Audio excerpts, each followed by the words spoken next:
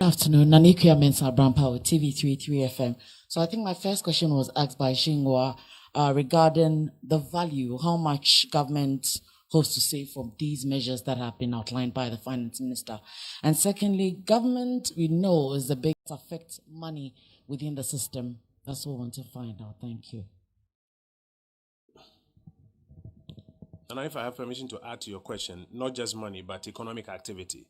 So won't expenditure cuts affect money in circulation and economic activity and the prospects of growth?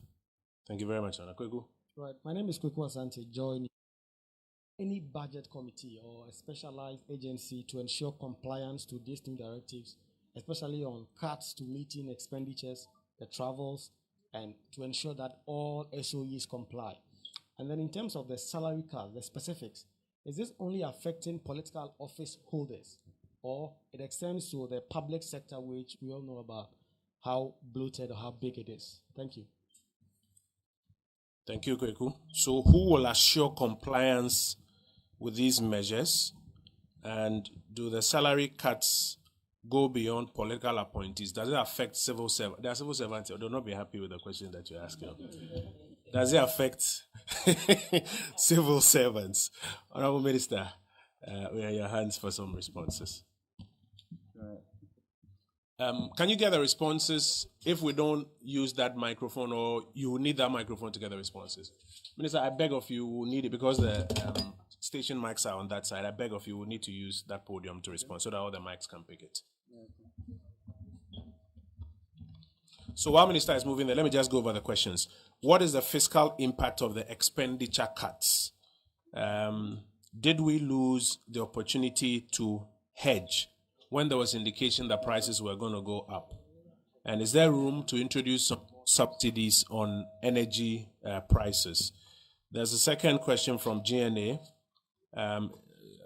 Can we look at deepening domestic refining of petroleum products so that in terms of sources, we have local sources that could translate into some cheaper products for us?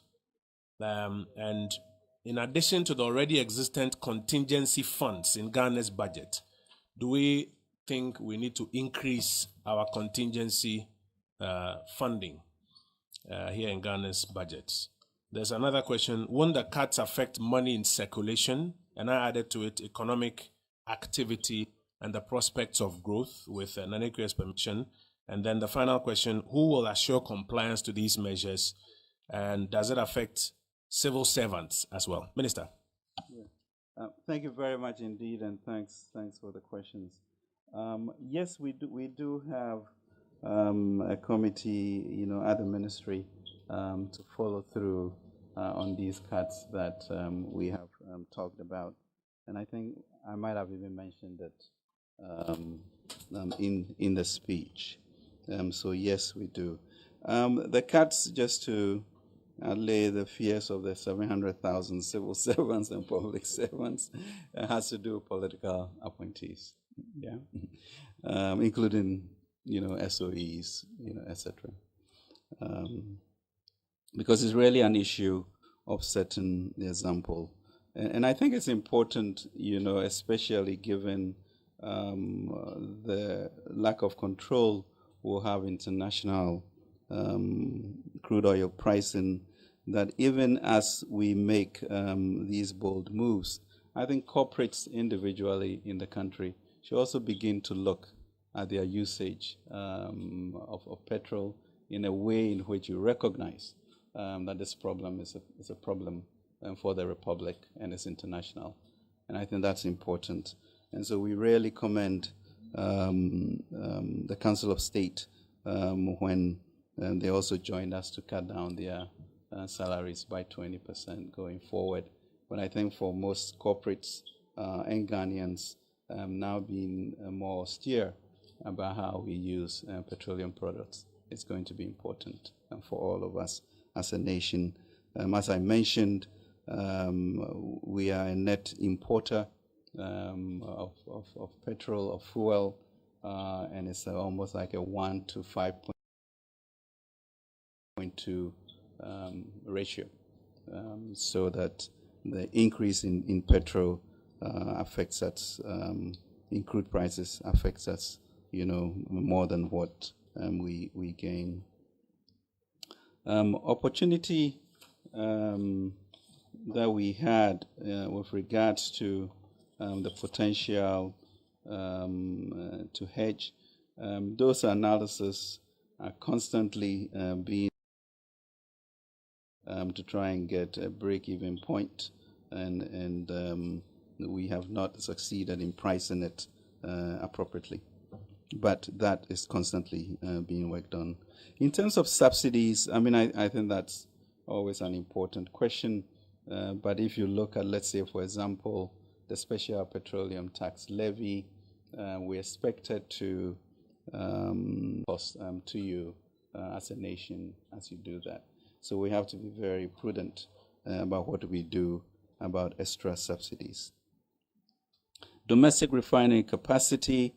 I know that the Ministry of Energy and TOR are working on various plans to see how we can build a new refinery, either private sector or PPP, etc. So that certainly is an appropriate idea to be shared. With regards to savings, in terms of our initial calculations of all of that, will be about 3.5 billion Ghana cedis that we expect to be able to save. But we'll keep titrating and tightening it and ensure that we get as much from that as possible. The contingency funds that was mentioned, good idea, but you really need, we already have our heritage funds, etc. And at this juncture, with the crisis, there's very little to add on to. But certainly, we're always looking for ways in which you can build stock for the future. And so that would be done. I don't know, Kojo, is that... Yes, Minister. I have a sense that the key issues have been tackled. We'll take a second round of questions. Minister, I think there was... Yes, there was only one that is yet to be responded to. One, that cuts affect money in circulation and economic activity and the prospect of growth. Well, the question that I guess we have to ask ourselves as a nation, and therefore whether the cost of runaway inflation, what we are experiencing with our currency, and what that will trigger into. And so when you look at Bank of Ghana's measures, it's really to contain inflation, tighten our belts, and not sort of chase up the depreciation of the currency. But there are times in any nation's life in which these decisions have to be made. Difficult times, but if we don't do that, we'll spiral into an arena that we really do not want. So yes, it will bring some tightening, but when you don't have resources and the markets or the global market moves against you, we then have to readjust the way in which we spend things, and within that that band of resources, we should be able to do. Note that even last year, from a 0.4% growth in 2020, in 2021, we were able to grow by an average of 5.2%. And the third quarter, as I mentioned, was amazing at 6.6%. So we need to be very deliberate in how we support, the areas in the real sector that would generate the growth and cut down on overheads in governments. Thank you.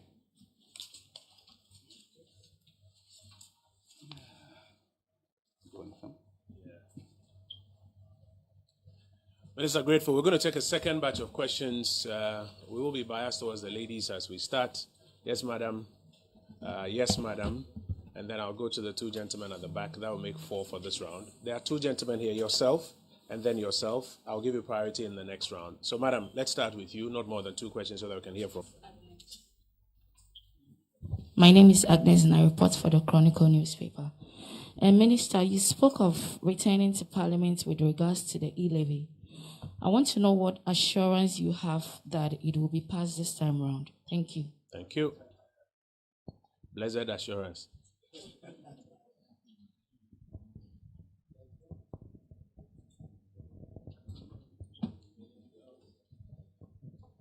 My name is Natalie Netty from City TV. Minister, please, we want to know how much was spent on fuel coupons in a year so that we can appreciate the 50% reduction that the government is proposing.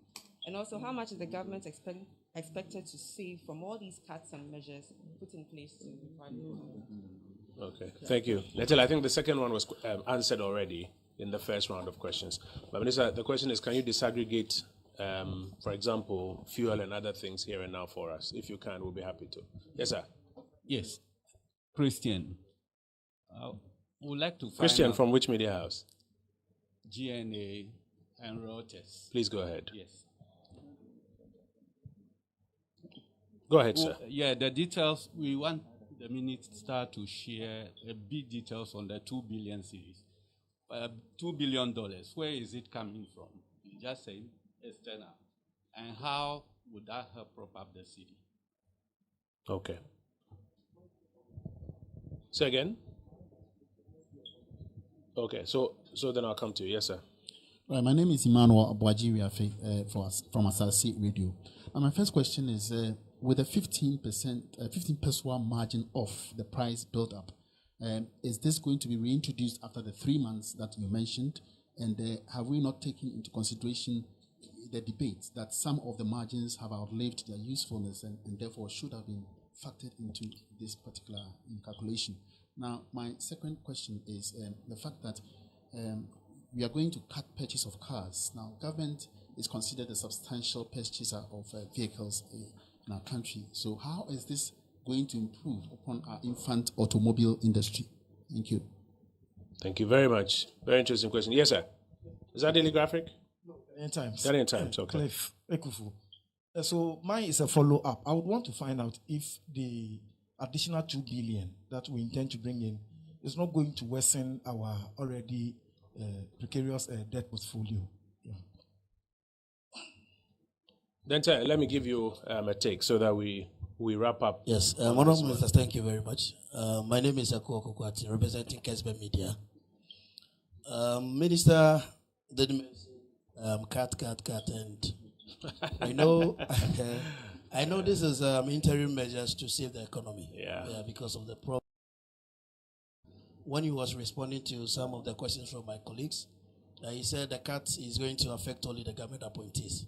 Minister, talking about the expenditure cuts and debt situation, the Auditor General's report actually indicated that certain public officials have misappropriated certain finances related to them. Are there any plans to pursue, the collection of such funds to actually support our fiscal management? Thank you. Thank you. I'll go over them, but I think there are a few I've got to deal with very quickly. So you watch the public account hearings live on television at every point in time. When the Auditor General has made a preliminary finding that he's of the view that some infraction has taken place, the audit committee of the organization has the opportunity to correct it even before we go to Parliament. And so Parliament is a platform for reporting. If it's been corrected, it's reported. If it's not being corrected, the Parliamentary Accounts Committee gives the instructions on what needs to be done at that point in time. And then still stay with Parliament on the question of the emoluments and other things of members of Parliament. You know, there's a process for determining emoluments of the executive and then of the legislature. And you also know that you may not necessarily be able to vary it to people's disadvantage. It becomes a question for the legislature to voluntarily examine. Now that the Council of State has voluntarily taken a cut, the executive has done it voluntarily. It becomes a matter for the legislature to look at. And I do believe that there are several members of Parliament who are interested in having that conversation in Parliament. So we'll leave Minister and the executive out of that one. Agnes wants to know, Minister, whether you have any assurances on e-levy. Netele is asking if you can disaggregate some of the issues that are being cut now and give some nominal figures even here and now. Christian is asking if you have any further information you can share on the 2 billion injection that you mentioned. And then also if the cut to projected purchases of vehicles will not affect our infant automobile industry as government cuts affect the economy